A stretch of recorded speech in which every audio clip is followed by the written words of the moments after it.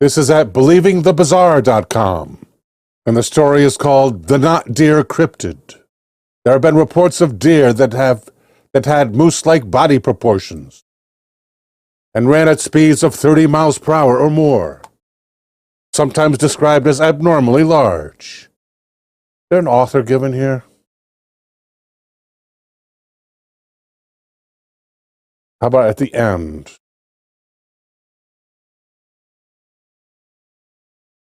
Apparently not, but it does say it's copyright Spark WordPress.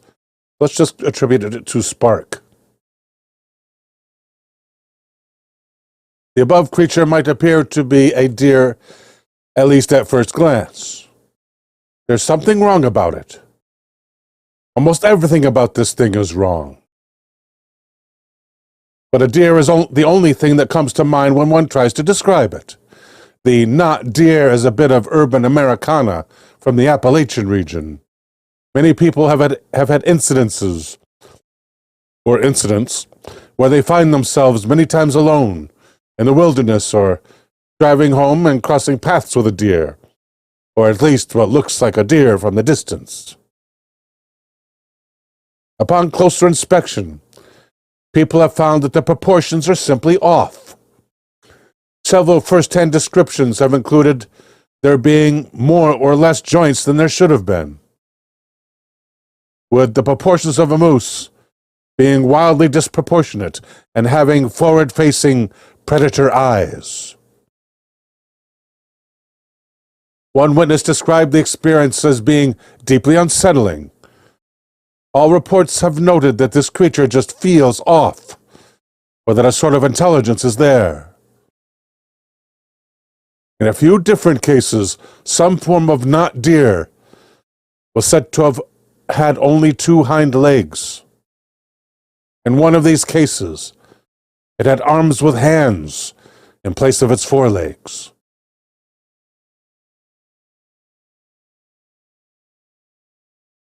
From J.D. Sword Reporter, from the Skeptical Reporter, from J.D. Sword, a reporter from the Skeptical Reporter.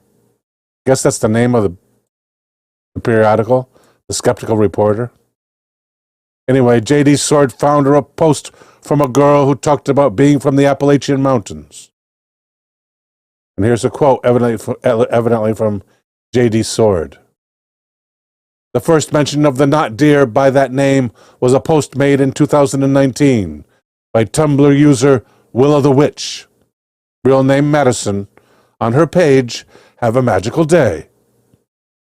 She was asked by an anonymous user, "What do you mean that's not a deer in the mountains near you?" And Madison replied, "Anyone who spends a decent amount of time in Appalachia knows the not deer. More or less what I'd call a folk cryptid. Everybody has their own story about it, but they're all somewhat similar. You're in a car at night, in a rural, heavily wooded area, and probably a bit lost. It's not wildly uncommon to see a possum crossing the road, or blips of little animals with your headlights. You see a deer, so you or your friends go, 'Oh, deer,' and you slow down in case it leaps in front of you. Then you see it more clearly," explains Madison. She goes on to say, "There's just something wrong about it. There's something about its eyes. You feel your stomach get heavy like a rock. The hair on your neck raises. You sense an intelligence that you shouldn't. It doesn't move like a deer. It moves like... Oh God, what is that thing? Whatever it is, it's not a deer, and we need to leave." Then you hit the gas and get the hell out of there. Here's another personal encounter one unlucky individual had with a not deer. However, this was not in Appalachia. I'll start by mentioning I live in Oregon. Not quite a rural town, but our town is small and only about a 10-minute drive to what you would consider a rural town or area. Everyone's heard about the cryptids and the lore of the Oregon woods. I hate these woods. They're just vast and terrifying, but at the same time tempting and beckoning. I stay out of the woods. I don't hunt or fish, and I might go hiking once every couple of years with friends, but I make it a point to not go where I don't feel safe. I kind of brushed off all the stories about the woods here until I had an experience of my own, and I'm ready to share what I saw that night. Their friend and fellow worker worked the graveyard shift at a local bakery, and they always carpooled together. She would pick them up at about 11:30 p.m. Oh, that's a handle. Intelligent Virus 90 says, the bakery is in a more rural area, but the main road in town takes us almost the entire way out there. It's a well-lit road, until you get slightly out of town, and since it's the main road through town, even at night, there are usually passing cars or people walking. From my house, it takes about 10 minutes to get to work using this road. For about 3 months, this road was being repaved. They'd have to stop right before they turned into the bakery to wait for the construction crew to finish whatever project they were doing.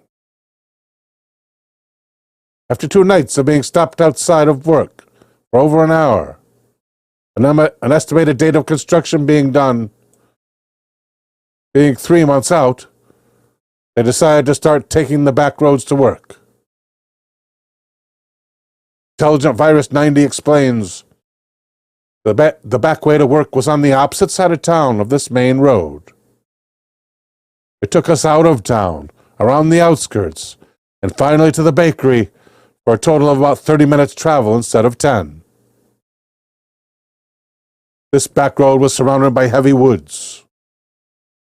There was a private drive to a house every 5 miles or so. No streetlights, no passing cars, no pedestrians. This road was also extremely curvy, just constant twists and turns. As expected, we'd see a lot of deer, and the occasional possum, squirrel, and other woodland creatures. But on this particular night, they started their journey through the back roads, just as they've been doing all week.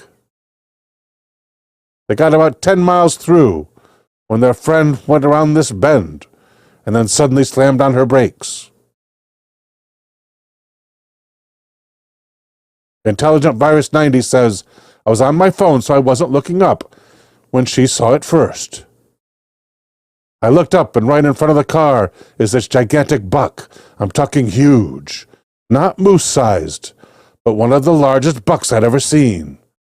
He was staring directly at us through the windshield. We were just kind of frozen for a moment for some reason. We both looked down at the feet of the deer, and in between its front feet was a dead raccoon. Thank you, Coral G, for the super chat. Coral says, I saw a deer man last night live out in the country, but saw military vehicles beforehand. Then heard in garden antlers, standing on 2 legs, about 8 feet tall. Wow.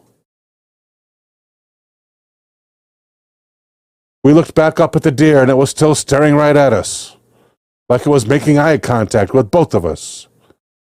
My friend flashes her high beams and honks the horn, hoping to scare it off. It does not stir. Without breaking eye contact with us, it starts to walk toward the car, slowly. We were both freaked out at this point, and my friend throws the car in reverse, backs up, and swerves around the deer. This entire time, it moves its head to keep eye contact as we back up, as we pull to the side, as we drive away. We look back behind us, and this thing is just standing in the road, staring at us as we leave. We finally went around a curve, and I lost sight of it. But until then, it never stopped staring straight at us, said Intelligent Virus 90. We talk about this a lot and just about how weird it was. I didn't think deer ate meat. I'm not a deer expert, I just assumed they were herbivores. So standing over that dead raccoon was the most unsettling part, even over the constant eye contact. Intelligent Virus 90 says, luckily we weren't dumb enough to get out of the car, but I did always wonder what would have happened if we did.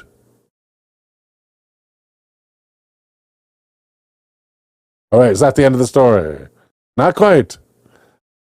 Since then, I've been more aware of the lore around here. I've heard unsettling noises and screams coming from the woods. This was the only actual encounter I think I've had.